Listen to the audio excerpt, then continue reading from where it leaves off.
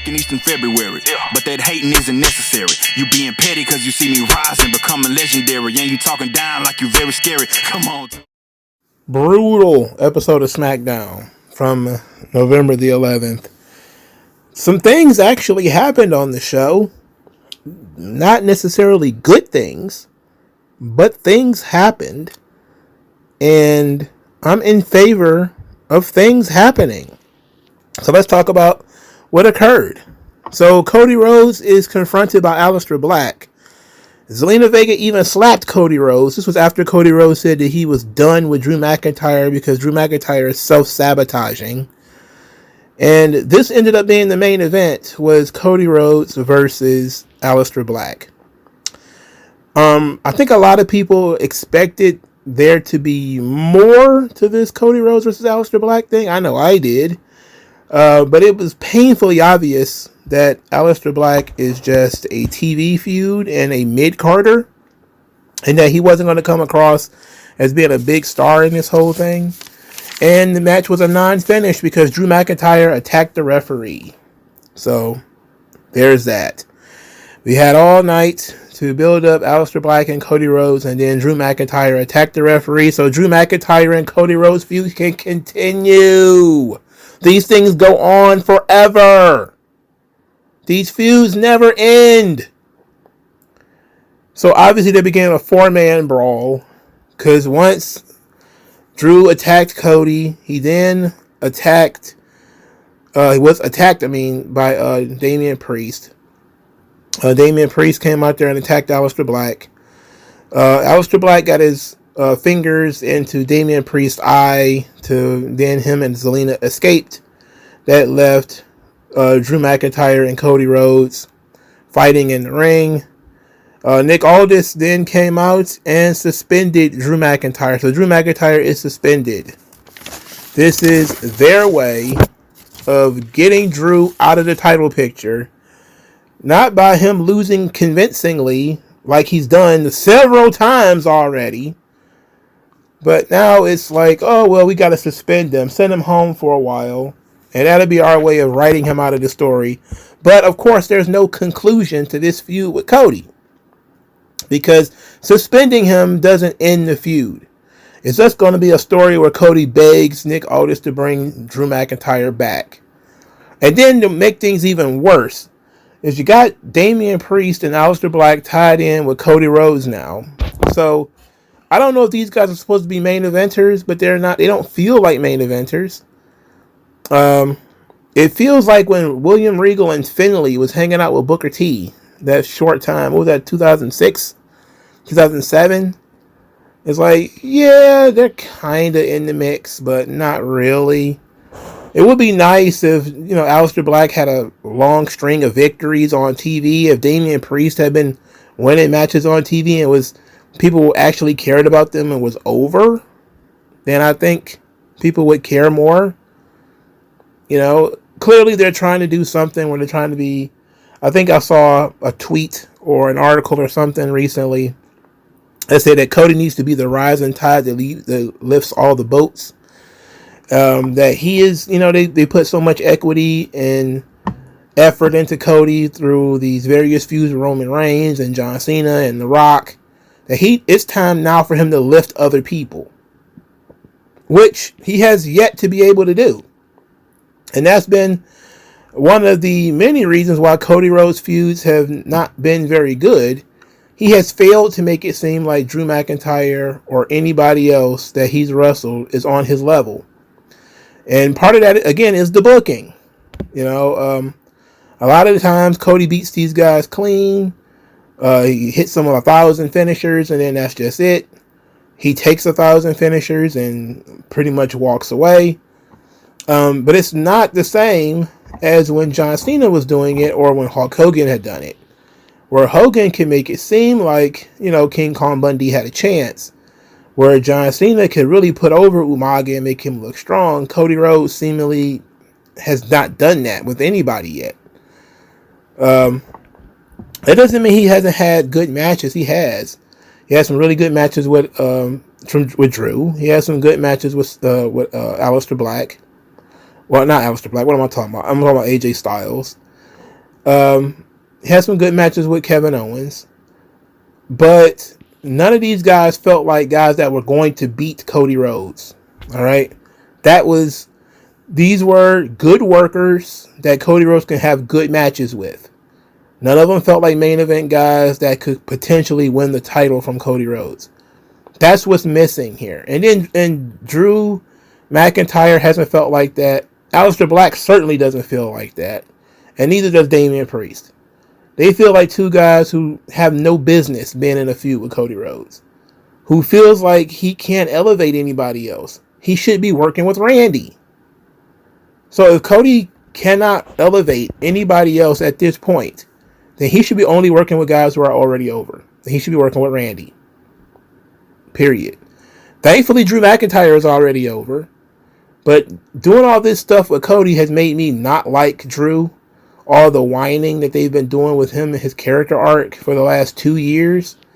It has not made him cool. It has made him unlikable. And not even in a heel sense. He's a hamster on a wheel with no growth kind of sense. You know? It's not interesting. It sucks. So the main event scene, trash. United States Championship. Ilya Dragunov had an open challenge. Tommaso Ciampa came out there, yapped his jaws, but Dragunov gave the match to Johnny Gargano, who didn't even ask for it. So then I had to suffer through a Johnny Gargano match. Thankfully, it was not long. But Johnny Gargano still was in the match long enough to do bullshit. So he did like a tope suicida into a tornado DDT. Let me tell you about this thing here.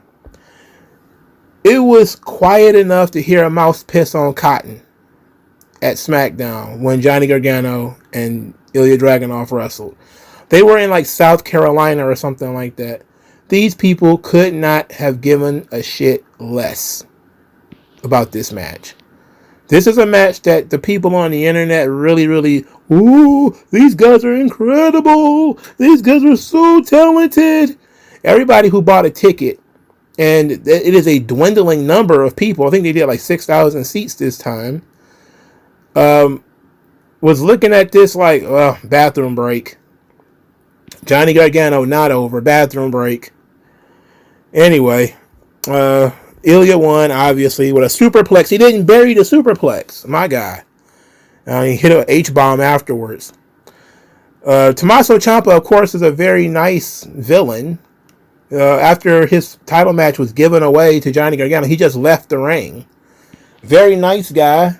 Sweet as pie for a heel. Just get out of my ring. Okay. You're going to wish you hadn't said that, but okay. Later on, Gargano and Ciampa are mocked by Frazier and Axiom. Who cares? Who cares? Sami Zayn wants to hang out with Phoenix. Nick Aldis says he can't because he's not medically cleared. Phoenix has a match with Tala Tonga, who is Hikuleo. The Motor City Machine Guns and Shinsuke Nakamura attack the other members of the MFTs to give Phoenix a match one-on-one with Tala Tonga. This match was terrible and it went on forever. This Tala Tonga, aka Hikuleo, is not good. They should not have hired him. I didn't even in Japan, he showed no potential, no semblance of talent. He's just a tall, lanky Tongan. That's it. That's it. Now they're all wearing face paint. You know? I don't get it. Anyway, for some reason, even after Tala Tonga won, he was going to continue to attack in Phoenix. But the Motor City Machine Guns and Nakamura didn't come back to save him. Instead, Sami Zayn ran out there with a chair. And these 2 to 300-pound Samoans, well, Samoans and Tongans, ran from Sami Zayn. See, let's just move on, dog. R-Truth wanted to be into the John Cena tournament. He brought his own balls to put in the tumbler. Aldis told him that he's already in it. So he's like, I don't want my balls stuck in your balls anyway. And He took his balls back. So R-Truth already in the tournament. Very nice. They said that LA Knight's opponent in the tournament is going to be a surprise, and they led to a lot of people guessing who it could be. A whole lot of folks thought it's Joe Hendry, and it's possible, and I don't think it's a problem if it's Joe Hendry. Just a weird place to put him. I mean, LA Knight's in the tournament. He probably shouldn't be, but whatever. It would be weird to put Joe Hendry up against LA Knight because they're both baby faces, right? You would think that the surprise person would be working heel, because why would you want to put another babyface in there with LA Knight? Oh, what am I thinking? I think that they care about LA Knight. They don't. For starters, he's not even on his right brand. The other match is Miz versus Jey Uso. Uso's not even on his right brand. Now, the Miz cut a hell of a promo. He was offended by the idea of the tournament. Said that it should be him. He should be John Cena's final opponent because he beat John Cena already in the main event of WrestleMania. Buddy, that was 14 years ago. That was a long, long time ago. I do believe that the Miz should be an opponent for John Cena, and they probably should have gave Miz the match that they gave to Logan Paul. Right? That probably should have been Miz. But, you know, Triple H is another one of these guys who probably don't respect Miz, despite the fact that Miz is tremendous. He did a great job here, and oddly enough, there was no Carmelo Hayes on this show. He mentioned Carmelo Hayes by name, but Carmelo Hayes is not on the show. So that should tell you right there what they think of him and what they think of everybody else who's been featured on the show, for God's sake. Jade Cargill came out. She only had a couple of words for people, saying that she was that bitch. It worked. It was emphatic. People cheered it. And that was it. She stared down Charlotte. She went backstage and bullied B-Fab. She's going to have a match with B-Fab next week. It's going to be a squash match, no doubt. They are resetting Jade Cargill. They realize that her working babyface, she can do it. She can pull it off. But her working 10, 15-minute matches is probably not for the best. You want to keep that to a minimum. Book her like a dominant heel and a shit-talking heel. This is what she's good at. This is what she did in AEW. This is what works. I have no complaints about what they're doing with Jade Cargill. It works. Nia Jax defeated Charlotte Flair because Lash Legend debuted and she pulled a Chyna on when Chyna attacked Marlena. That's what she did to Alexa Bliss. Just kind of swung her back and forth and all of that. Lash Legend is the partner for Nia Jax.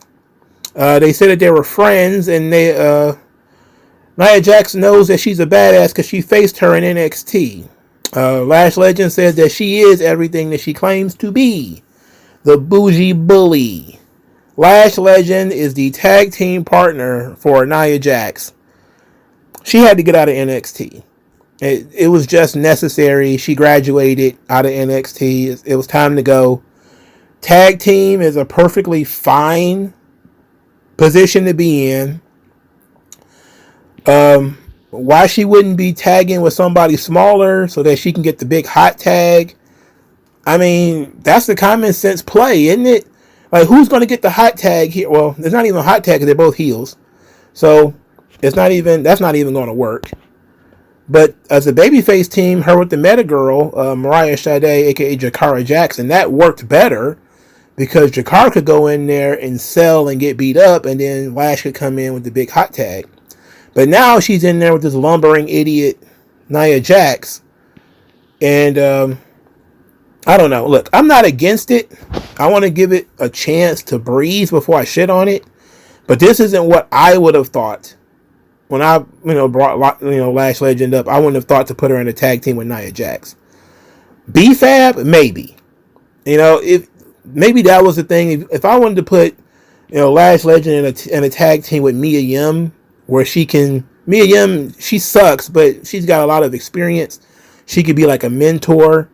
That as a trio could be fine. If you put B-Fab, Lash Legend, and Mia Yim together, and Mia Yim could sort of mentor the other two, that could work out. I'm not a big fan of Mia Yim, but it's something. But they decided to put her with the Tyrannosaurus that is Nia Jax.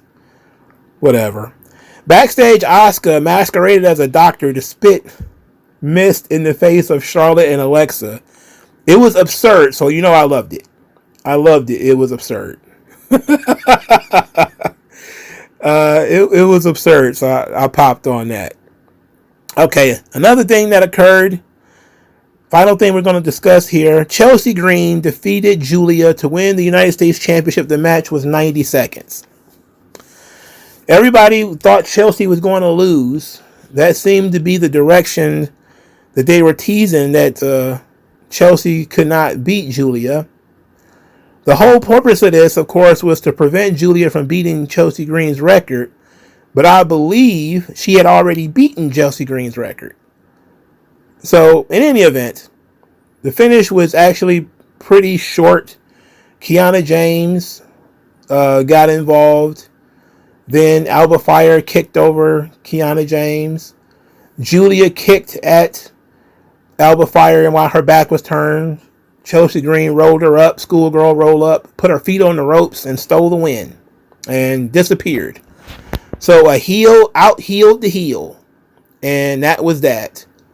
Now, Chelsea Green has 2 championships. Ethan Page has 2 championships. And they're, I guess, a faction. They're a stable. They're a partnership, an alliance, even. A lot of people feel bad for Julia. And I am one of those people. I do feel bad for Julia. That being said, though, when they went to the next scene, you could still hear people chanting for Chelsea. All right?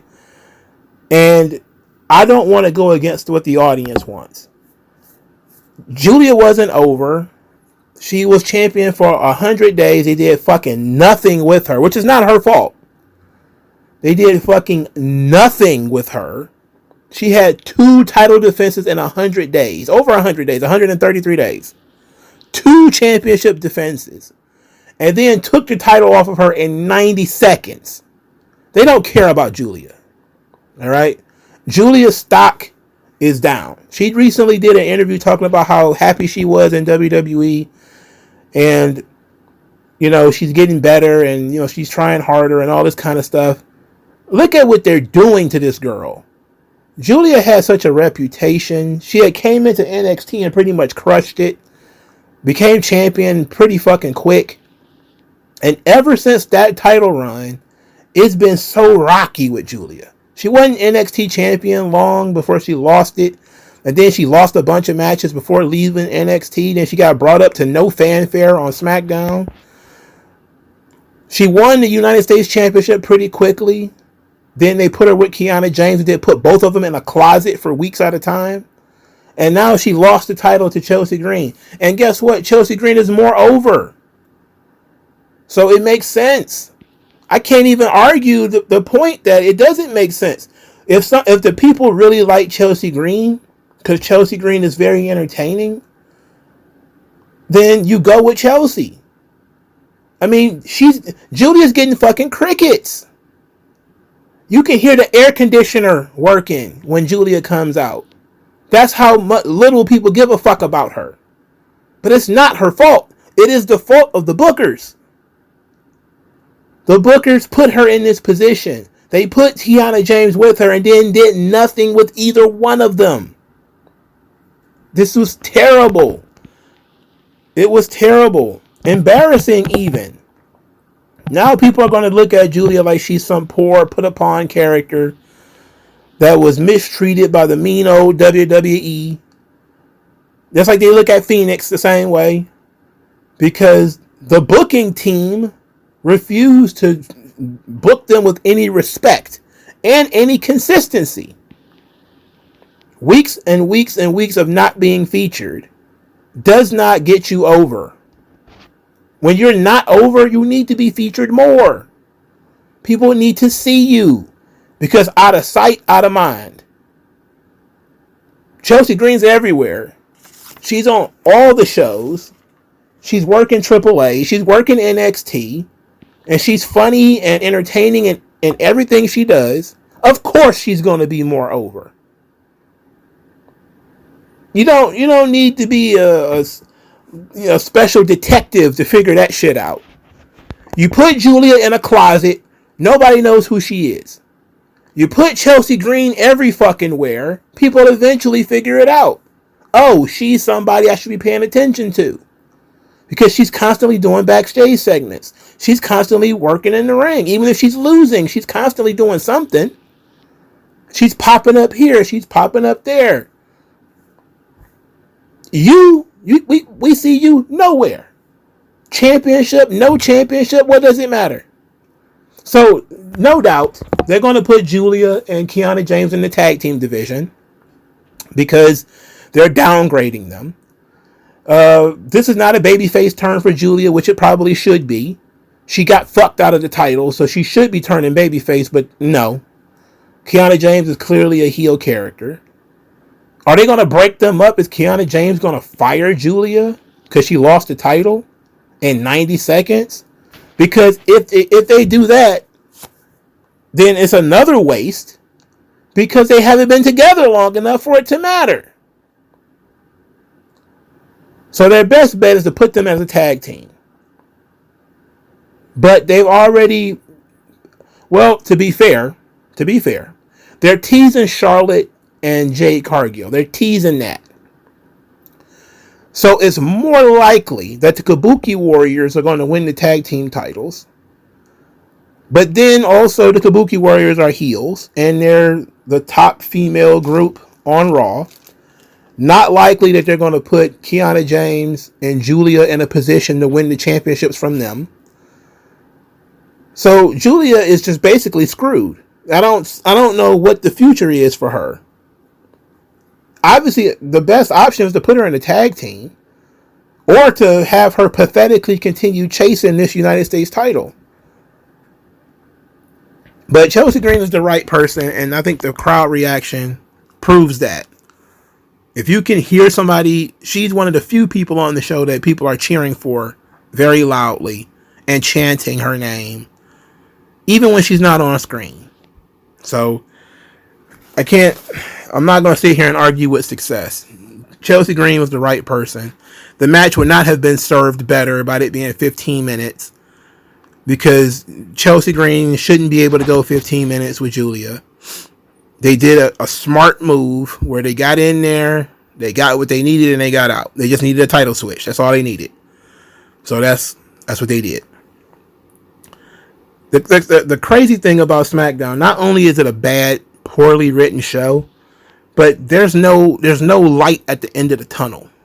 You know, like usually if it's a bad wrestling show, even if it was like, Vince or whatever, you would say, man, let's just get through this because what's on the other side is going to be so much better, or it's a lot more interesting after we're done with this. This is just a stopgap for WrestleMania, or it's a stopgap till SummerSlam or whatever the case may be. That's not even the case here. I see nothing in the future that I want to see on SmackDown. They're teasing Tommaso Ciampa versus Ilya Dragunov, which, if it was the Tommaso Ciampa of NXT, I would say, hell yeah, let's do it. But it's not. It's DIY Tommaso Ciampa. I don't want to see that. They're teasing Charlotte and Jade Cargill. There's some interest there for me. Some interest, not a whole lot, but some. Jade Cargill will definitely learn how to work, or she'll definitely have the worst match of her life with Charlotte, one way or the other. They're teasing a fatal four-way with Cody, Damian Priest, Aleister Black, and Drew McIntyre. I'm not interested because I don't want to see Drew McIntyre and Cody wrestle ever again.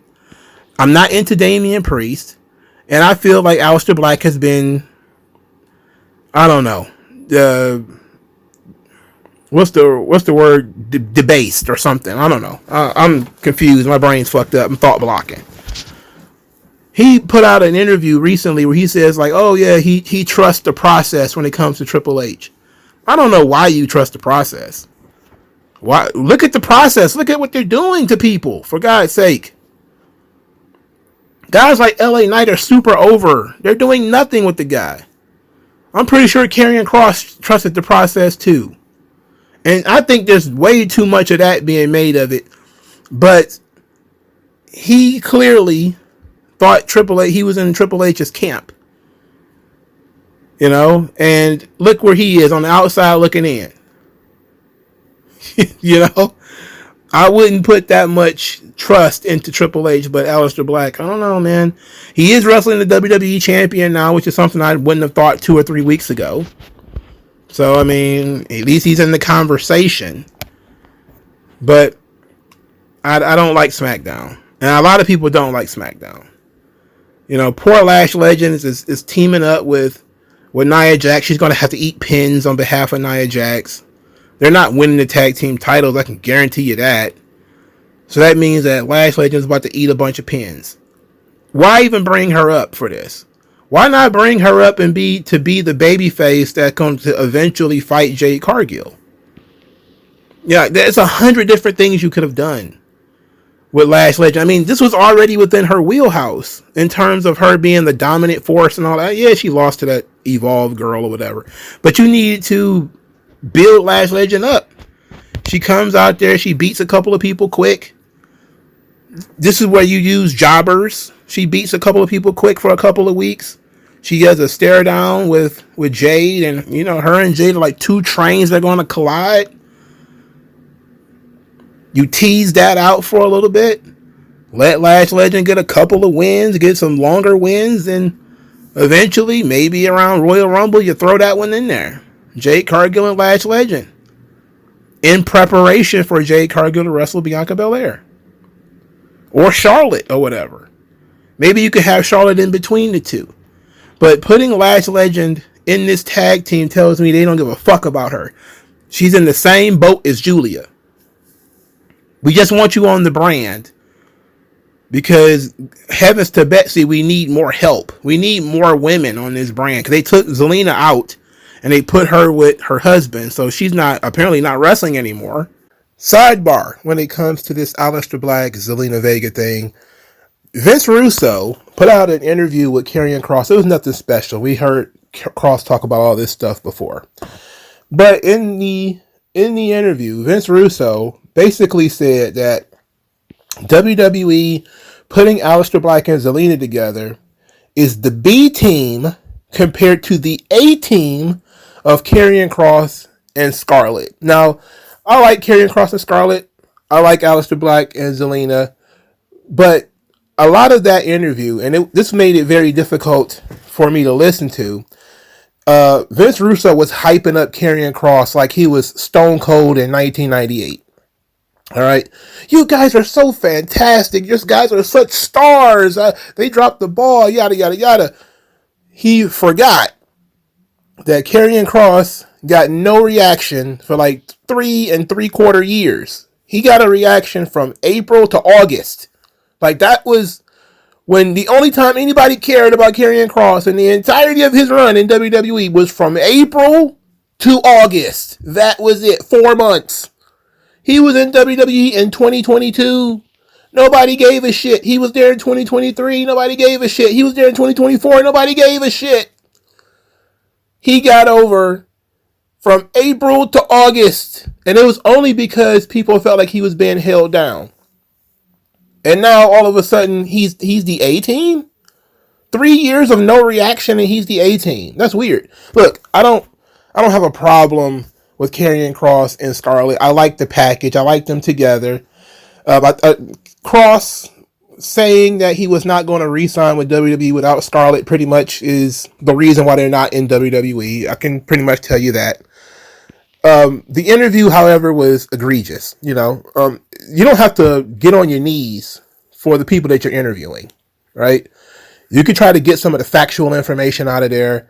You know, what happened, what's going on, yada, yada, yada. But getting on your knees and, like, blowing guys, like, you don't need to do that. I thought that Coach and Jonathan Coachman and Vince Russo, they were a little too on their knees for Karrion Kross and Scarlett. But otherwise, I like Zelina and Aleister Black together. Apparently, Zelina's not going to wrestle anymore, so you needed to fill in the tag team, the women's ranks. They need to bring in some more women, to be quite honest, not because the Women's United States Championship needs some competitors too. But they brought in Lash Legend. She needed to get out of NXT. I don't know how this bad and bougie thing is going to work out, because Nia Jax is bad. That much is for sure. And look, and Lash Legend isn't so good that she can cover up how bad Nia Jax is. The only thing really great about the tag team is it's two bigger women. So they kind of have a Twin Towers thing going there. And also, WWE loves this Black Samoan Alliance thing that they got. They love that.